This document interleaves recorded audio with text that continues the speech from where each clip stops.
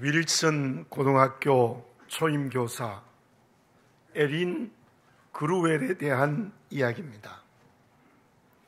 그 윌슨 고등학교는 미국의 빈민가 중에서도 빈민가에 있는 학교입니다.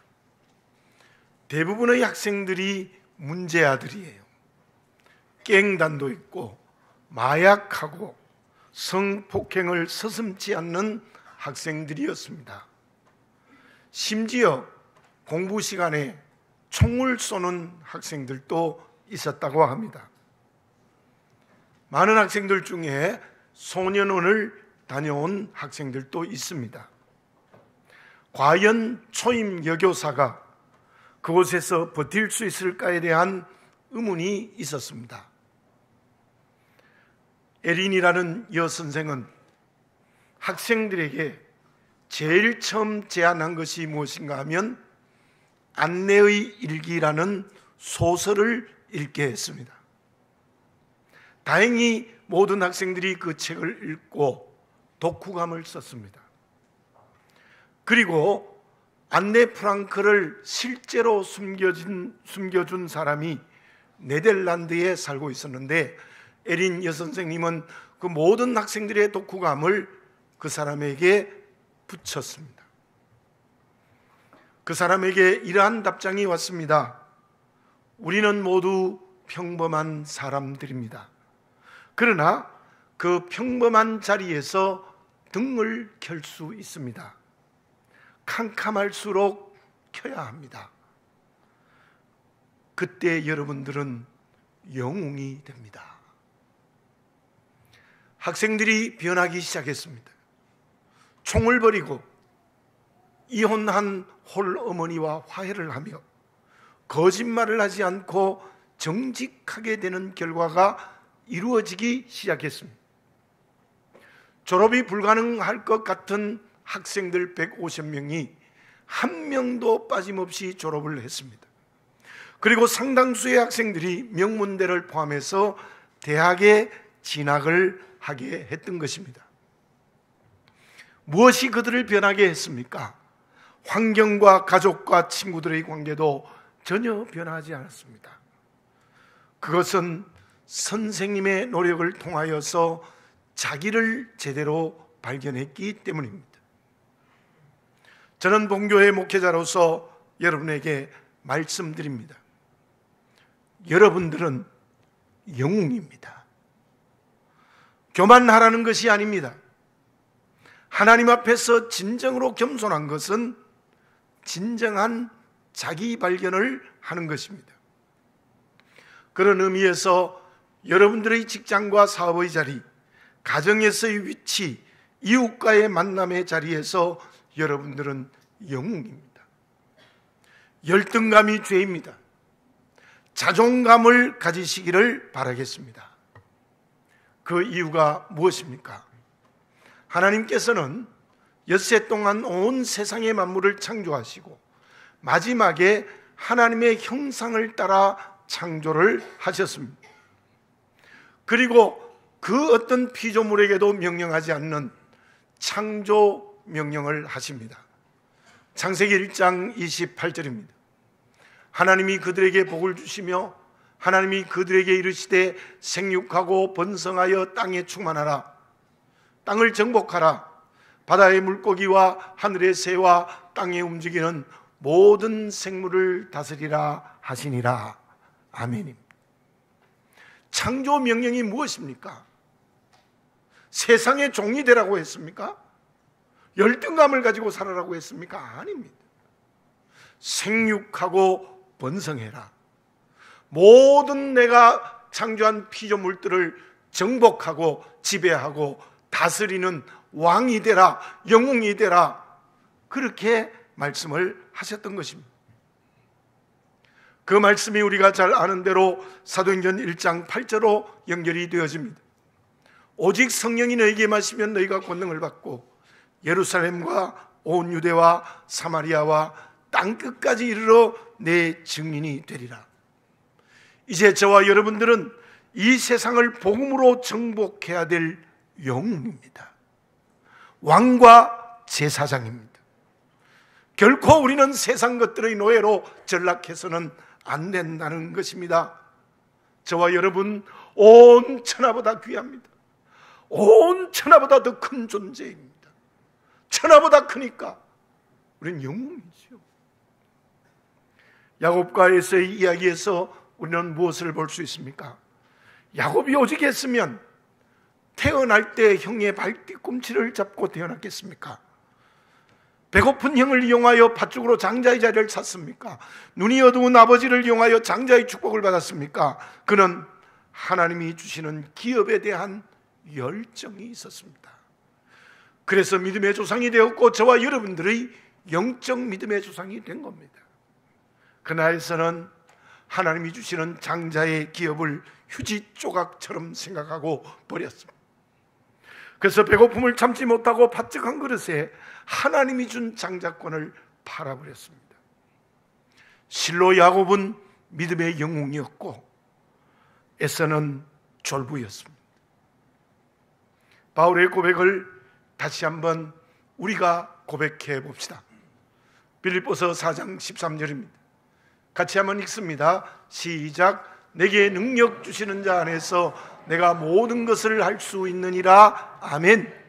성령의 능력만 주어지면, 성령의 권능만 주어지면 모든 것을 할 수 있을 줄 믿습니다. 믿음의 자기 정체성이 분명합니까? 나는 하나님의 자녀입니다. 세상을 복음으로 점령해야 될 영웅입니다. 혹시 졸부가 되어 있지 않습니까?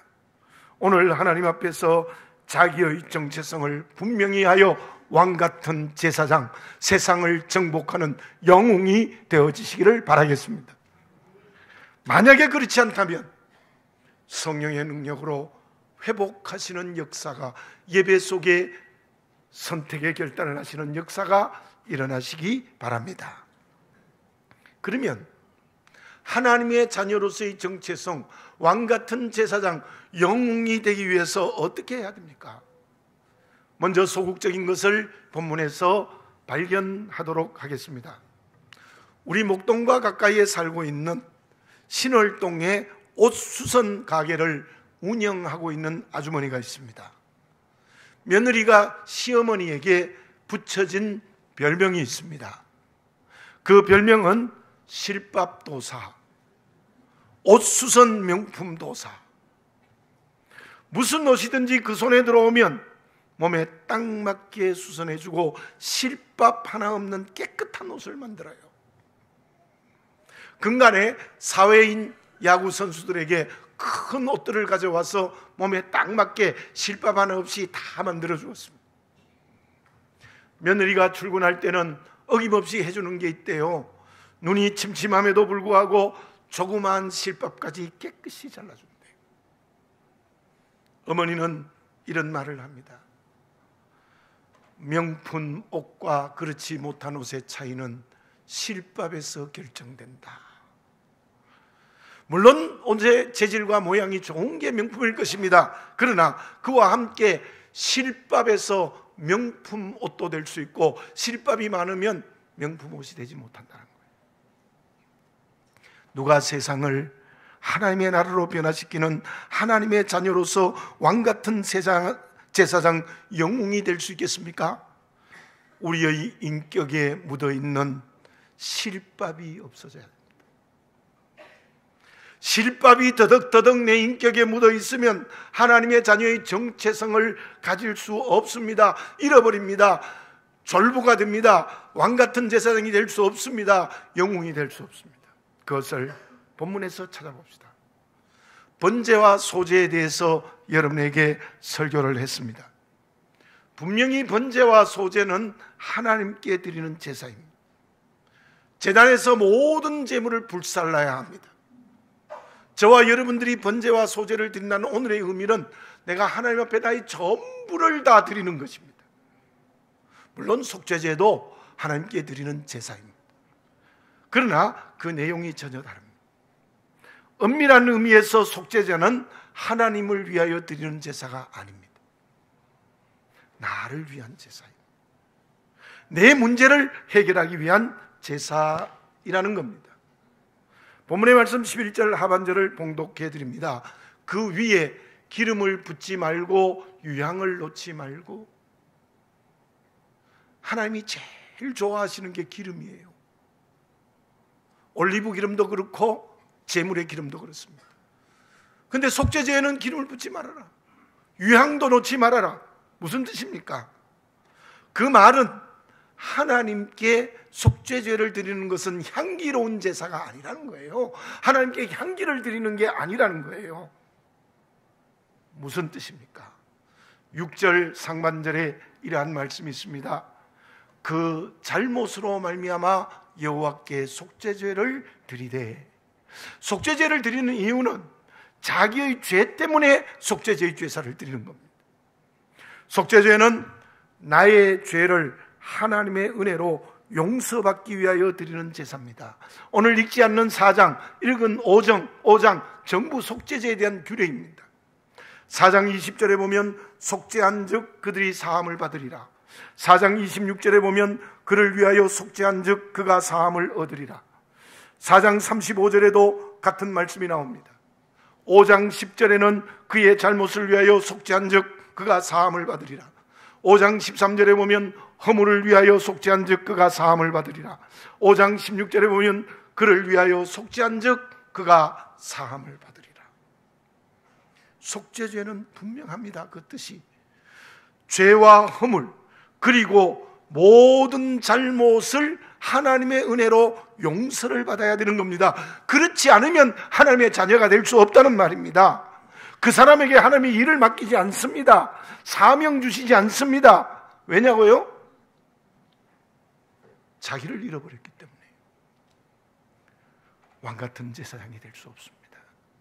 믿음의 영웅이 될 수 없습니다. 죄란 말의 뜻은 이러합니다. 빗나간 화살, 더러운 얼룩, 무거운 짐, 빛, 이런 뜻이 있습니다. 하나님의 은혜로 관역을 향하여 바르게 날아가는 화살이 되어야 된다는 거예요. 속죄라는 말의 뜻은 덮는다는 뜻입니다. 더러운 죄의 얼룩을 덮습니다. 무거운 짐과 빚을 대신 져주시고 갚아주십니다. 그러므로 속죄 제사를 하나님께 드리는 것은 모든 죄를 은혜로 용서받는 겁니다. 그래야 하나님의 자리를 회복합니다. 제대로 자기의 정체성을 가지게 됩니다. 하나님의 은혜로 하나님 앞에서 바른 자리를 얻는 것입니다. 그것이 어디에서 이루어졌습니까? 주님의 십자가가 속죄죄입니다. 주님의 십자가의 은혜로 원죄가 용서되어졌습니다. 믿으십니까? 십자가로 원죄가 용서되어졌잖아요. 날마다의 회개라운 속죄제로 모든 자범죄도 다 용서되어졌습니다. 오늘 또 예배를 드리며 회개했습니다. 그때 나는 복음으로 세상을 정복하는 제사장과 왕이 될 수 있습니다. 바로 영웅이 될 수 있습니다. 그런데 내 인격에 죄와 같은 실밥을 드득드득 뭉쳐 있어요. 아직요. 이게 해결이 안 돼. 그러니까 왕같은 제사장도 될 수 없고 영웅이 될 수 없어서 사명 감당하지 못하는 졸부가 되어버리는 겁니다. 다윗은 간통하고 살인교사죄를 지었습니다. 용서받을 수 없는 죄입니다. 얼마나 큰 죄를 지었습니까? 그러나 그는 회개의 속죄죄를 드렸습니다. 시편 51편 1절과 2절을 다윗의 회개의 말씀을 읽어보겠습니다. 하나님이여 주의 인자를 따라 내게 은혜를 베푸시며 주의 많은 긍휼을 따라 내 죄악을 지워주소서. 나의 죄악을 말갛게 씻으시며 나의 죄를 깨끗이 제하소서. 저때 다윗의 눈물이 폭포처럼 흘렀어요. 약간 과장법이 있었지만 눈물이 얼마나 많이 흘렀는지 눈물이 많이 흘러가 요가 눈물 위에 떴다는 거예요. 그렇게 철저히 회개의 속죄제를 드린 다윗, 하나님은 깨끗이 용서해 주셨습니다. 그 후 다윗은 끝까지 하나님의 마음에 맞는 사람이 되었고 그는 끝까지 나라를 하나님이 기뻐하시는 통치를 할 수 있었습니다. 왕같은 제사장입니다. 죄의 실밥을 깨끗이 끊어버린 시대의 영웅이 되지 않았습니까? 그런데 사울왕은 어땠습니까? 교만의 죄를 끝까지 회개하지 않습니다. 속죄제 드리지 않습니다. 결국 그는 왕의 자리에 내려오고 전쟁에서 아들과 함께 비참하게 죽지 않습니까?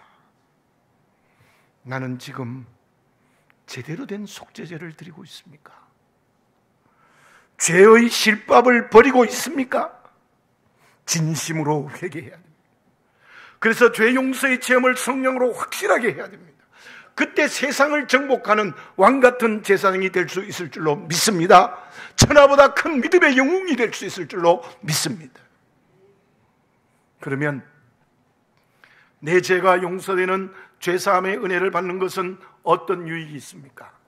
죄사함을 받아야 하는 또 다른 이유가 있습니다. 그것이 무엇입니까? 에브라함 링컨이 변호사일 때 이러한 일화가 있었어요. 아내 메리 토드는 성격이 급하고 과격했어요. 유명한 사람은 악처를 둔 것 같아요. 퇴계 선생도 아내가 문제가 심각했어요. 소크라테스가요, 악처 중에 악처였습니다. 링컨도 거의 예외가 아니에요. 근데 한번 시장에 가는데 그 성격이 과격한 아내가 상점 주인과 삿대질을 하고 싸우고 있는 거예요. 큰일 났죠. 이제 자기가 가다 본 거야. 그때 링컨이 조용히 주인을 붙잡고 귓속말로 이런 말을 했습니다. 선생님, 나는 15년을 참고 살아왔습니다. 15분만 참아주실 수 있겠습니까? 그 말을 들은 주인이 자기도 모르게 웃고 그 싸움이 끝이 났어요. 링컨에게 유머가 많은데요, 정말 유머와 같은 일화입니다만은 그 이야기에는 뜻이 있습니다. 아내라는 이웃, 주인이라는 이웃 모두에게 배려하는 마음이 있어요. 링컨이 그 이웃에 대한 사랑이 누가복음 4장 18절을 실천하는 시대의 영웅이 되어졌습니다. 링컨은 백악관에 기도실을 만들고 기도를 많이 한 사람입니다. 제가 읽어보겠습니다. 주의 성령이 내게 임하셨으니 이는 가난한 자에게 복음을 전하게 하시려고 내게 기름을 부으시고 나를 보내사 포로된 자에게 자유를, 눈먼 자에게 다시 보게 함을 전파하며 눌린 자를 자유롭게 하며. 그 사명이 대통령이 되어 도저히 할 수 없다고 생각했던 흑인 노예 해방을 하는 저 누가복음 4장 18절을 예수님처럼 실천하는 사명을 감당하는 왕같은 제사장이 되어졌습니다. 시대의 영웅이 되어졌습니다. 속죄죄의 제사는 내 죄가 용서되어지는 것이 그 중심입니다. 그런데 또 다른 뜻이 있습니다. 그것이 무엇입니까? 4장과 5장의 내용을 다시 보겠습니다. 4장 3절의 제사장의 속죄제의 제물은 수송아지입니다.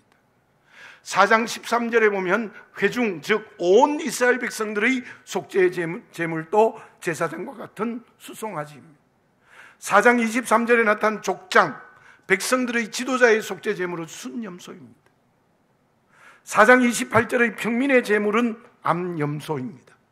5장 7절의 가난한 사람의 제물은 산비둘기 2마리와 집비둘기 2마리입니다. 5장 11절에 보면 극빈자들의 제물은 고운 가루 10분의 1 에바입니다. 여기에서 무엇을 볼 수 있습니까?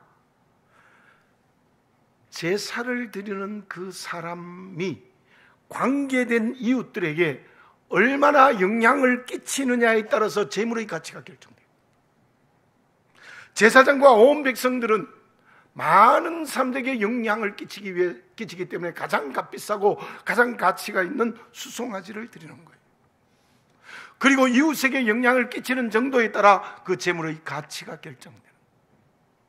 물론 가지고 있는 경제적 능력에 따라서 결정된 것은 끝에 두 군데 있습니다. 그러나 속죄제의 제사의 중심은 관계된 이웃들에게 어떤 영향을 주느냐에 따라서 제물이 결정되는 것이 틀림이 없습니다. 그리고 5장 1절에서 4절에 보면 죄를 용서받아야 하는 죄목이 나타납니다. 그 죄목에서 무엇을 볼 수 있습니까? 5장 1절을 읽어보겠습니다. 만일 누구든지 저주하는 소리를 듣고서도 증인이 되어 그가 본 것이나 알고 있는 것을 알리지 아니하면 그는 자기의 죄를 져야 할 것이요 그 허물이 그에게로 돌아갈 것이며, 법정에서 위증을 하거나 바른 증언을 깊이 하는 게 죄라는 거예요. 그리고 2절과 3절을 읽어보겠습니다. 만일 누구든지 부정한 것들, 곧 부정한 들짐승의 사체나 부정한 가축의 사체나 부정한 곤충의 사체를 만졌으면 부지중이라고 할지라도 그 몸이 더러워져서 허물이 있을 것이요, 만일 부지 중에 어떤 사람의 부정에 닿았는데 그 사람의 부정이 어떠한 부정이든지 그것을 깨달았을 때에는 허물이 있을 것이요, 부정한 사체를 만지거나 접촉하면 죄가 된다. 4절을 읽어보겠습니다. 만일 누구든지 입술로 맹세하여 악한 일이든지 선한 일이든지 하리라고 함부로 말하면 그 사람이 함부로 말하여 맹세한 것이 무엇이든지 그가 깨닫지 못하다가 그것을 깨닫게 되었을 때는 그 중 하나에 그에게 허물이 있을 것이니, 함부로 맹세했다가 지키지 못하면 죄가 됩니다. 자, 여기서 우리는 무엇을 볼 수 있습니까? 잘 보십시오. 위증하거나 진실을 증언하지 않으면 나 아닌 이웃이 감옥에 들어가고 벌금 내야 됩니다.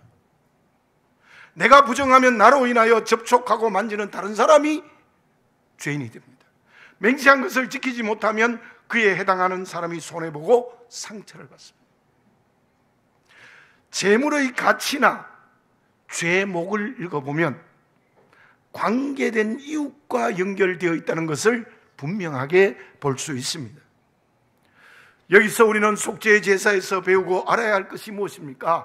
나를 향한 하나님의 뜻이 무엇입니까? 믿음으로 살아가는 우리는 관계된 이웃들에게 나 때문에 손해를 받거나 어려움을 당하게 하면 안 된다는 겁니다. 내가 거짓말을 해서 상대방을 공궁에 빠지게 하면 하나님 앞에 죄가 된다는 겁니다. 억울한 누명을 씌우면 죄 중에 죄라는 거예요. 나 때문에 상대방을 죄짓게 하면 안 됩니다. 속죄제의 중요한 뜻은 나 때문에 다른 사람이 손해를 보거나 죄짓게 해서는 안 된다는 의미가 강하게 있습니다. 하와의 죄가 무엇입니까? 여성들에게 참으로 죄송합니다. 그러나 성경은 확실하거든요. 혼자 먼저 따먹었어. 혼자 먼저 따먹고 죄인이 됐죠. 혼자만 따먹고 가만히 있었으면 자기 혼자 지옥 갔을 텐데 그걸 남편에게 준 거야. 남자도 어리석죠. 또 주니까 또 덤벅 먹었어. 그래가 부부가 다 죄 짓고 부부가 다 죄 지어서 낳은 자식들이 전부 죄인이 된 거예요. 참으로 여성들에게 죄송합니다만은 우리가 죄로 멸망받은 것은 하와 때문이에요. 하와는 자기 혼자 죄가 아니라 그 죄가 남편에게로, 그 죄가 온 인류가 죄를 짓는 것으로 확장되었다는 걸 분명히 볼 수 있잖아요. 여러분, 속죄제의 제사의 소극적인 것은 나로 인하여 이웃이 죄짓게 해서는 안 된다는 거예요. 나로 인하여 이웃이 손해보면 안 된다는 거예요. 나 때문에 옆에 있는 사람이 고통을 당하면 안 된다는 것이 속죄제의 중요한 뜻입니다. 그리고 또 하나, 속죄제의 적극적인 하나님의 음성이 있습니다. 그것은 나로 하여금 다른 사람이 복을 받게 해야 됩니다. 이웃이 부자 되게 해야 합니다. 건강하게 해야 합니다. 마음을 편하게 해야 됩니다. 더 나아가서 믿지 않는 이웃을 구원받게 하는 축복의 통로가 되는 것이 적극적인 속죄제의 의미입니다. 관계된 이웃을 사랑해야 합니다. 이해해야 합니다. 배려해야 됩니다. 믿음의 모범을 보여줘야 됩니다. 주의 이름을 증거해야 됩니다. 거기에 걸맞는 사람이 다윗의 친구 요나단입니다. 다윗이 다시 살아나 왕이 되어진 것은 하나님의 은혜입니다. 그런데 그 하나님의 은혜의 결정적인 도구가 요나단이에요. 요나단에 대해서 사무엘상서 20장 17절에는 이렇게 기록하고 있습니다. 다윗에 대한 요나단의 사랑이 그를 다시 맹세하게 하였으니 이는 자기 생명을 사랑함같이 그를 사랑함이었더라. 기가 막히는 거예요. 요나단이 다윗을 사랑하는 게 생명처럼 사랑했어요. 아버지의 아들 왕자입니다. 어쩌면 다음 왕이 될 수 있는 사람이에요. 근데 아버지 편 안 들고 다윗 편 들었어요. 들에 있어서 죽을 지경이 되었어요. 그때 요나단이 아버지에게 다윗이 베들레헴에 갔습니다 거짓말했어요. 그래서 다윗이 살았던 거예요. 다윗이 요나단으로 인하여 죽을 목숨이 살아났습니다. 실로 요나단은 또 전쟁에서 비참하게 죽습니다. 물론 하나님의 뜻이 있었겠지만 참 다윗에게는 속죄제를 드리는 친구였습니다. 빌레몬의 종 오네시모를 대한 자세입니다. 아무리 바울이 간청했다 할지라도 그 당시에 돈 훔쳐서 도망가면 죽여버려도 죄가 안 됐어요. 그런데 주인을 배신한 종을 왔으면 이해하면 그저 종의 자리를 회복시켜주면 될 터인데 빌레몬이 어떻게 했습니까? 아무런 대가 없이 자유인이 되게 해줬습니다. 그뿐이겠습니까? 마음으로 진짜 사랑하고 경제적 뒷받침을 하여서 오늘로 말하면 신학 공부를 시킨 거예요. 그래서 오네시모는 초대교회의 감독이 되어졌습니다. 이 빌레몬 부자입니다. 종이 많습니다. 정말 회개의 속죄제를 드리는 사람, 속죄제 정신을 이어가는 사람이었어요. 우리는 주님의 십자가의 은혜로 영생의 길을 가게 되어졌습니다. 주님 때문에 스스로 지은 죄도 용서받습니다. 뿐만 아니라 온갖 은혜와 복을 주십니다. 그 사랑과 은혜를 맡겨진 이웃들에게 나누고 베푸는 것이 속죄제의 정신임을 깨달아 아는 저와 여러분들이 되어져야 될 줄로 믿습니다. 소극적으로는 나 때문에 이웃이 손해보거나 어려움을 당하게 하면 안 됩니다. 적극적으로는 나 때문에 이웃들이 복을 받고 구원받게 해야 합니다. 바울을 통하여 빌립보 감옥의 간수장이 회개했습니다. 그 회개할 때 바울이 뭐라고 말했습니까? 사도행전 16장 31절입니다. 이르되 주 예수를 믿으라. 그리하면 너와 내 집이 구원을 받으리라 하고, 저 복음을 증거했을 때 간수장이 회개하고 예수 믿었습니다. 그 간수장을 통해서 빌립보 교회가 세워지는 놀라운 역사가 일어났습니다. 바울이라는 한 사람의 속죄제 정신이 축복의 통로가 되어서 얼마나 놀라운 열매를 맺었습니까? 나로 인하여 가족들이 복을 받고 구원받게 하여 주시기를 바라겠습니다. 나 때문에 가족이 상처를 받고 나 때문에 가족들이 고통을 당하고 나 때문에 예수 안 믿게 하는 일을 하면 그건 졸부입니다. 그런 일이 우리 그리스도인에게 없습니까? 나 때문에 이웃들이 복을 받고 구원 얻게 해야 합니다. 나 때문에 이웃들의 복음의 증거의 길을 가로막고 예수 못 믿게 하고 있지 않습니까? 저와 여러분, 진정으로 속죄죄의 정신을 가지고 오늘을 살아가는 살아있는 그리스도인이 되어주시기 바라겠습니다. 그러면 속죄제를 드려 죄의 용서함을 받고 맡겨진 이웃을 나로 인하여 축복과 구원을 받게 하면 하나님은 어떤 축복을 주십니까? 여러분, 우리에게 제일 큰 축복이 무엇입니까? 돈 많은 것, 높은 자리에 올라가는 것, 자식 잘 되는 것, 맞습니다. 그러나요, 시편 127편의 말씀처럼 제일 좋은 축복이 마음의 기쁨과 평안함입니다. 여호와께서 사랑하시는 자에게 잠을 주시는도다, 평안을 주시는도다. 죄 용서받으면 평안함이 있습니다. 기쁨이 있습니다. 누구도 빼앗아갈 수 없는 기쁨과 평안입니다. 왜요? 죄 용서함을 받았거든요. 그리고 이웃을 축복해 보세요. 축복의 통로가 되어 보세요. 받는 것보다 나누는 게 더 기뻐요. 아닙니까? 나누어 보십시오. 참 기쁨을 성령이 주시고 성령이 평안함을 주시는 거예요. 그리고 반드시 그것에 열매를 주십니다. 맡겨진 이웃이 구원을 받습니다. 여러분들, 이 축복 받고 살아가고 싶지 않습니까? 그것이 속죄제를 드리는 사람에게 주시는 하나님의 복입니다. 지금 여러분들은 속죄제의 제사를 드리고 있습니까? 나로 인하여 이웃과 열방이 복을 받는 축복의 통로가 되어 있습니까?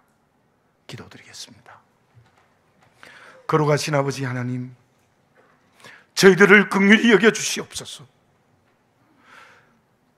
진정으로 회개의 속죄제를 통하여 내 죄가 용서되어 주시는 기쁨과 평안을 체험케 하여 주시옵소서. 이웃에게 손해를 끼치지 말고 이웃에게 억울하게 누명을 씌우는 어리석은 자가 되지 말고 이웃을 축복하고 이웃에게 나누고 이웃에게 베풀고 이웃을 구원하는 속죄제의 정신을 오늘의 삶에서 지키게 하옵소서. 그때 하나님께서는 성령의 열매를 주렁주렁 우리에게 주실 줄로 믿습니다. 아버지 하나님, 졸부가 되지 말고 왕과 제사장인 믿음의 영웅이 되게 하여 주시옵소서. 예수님의 이름으로 기도드립니다.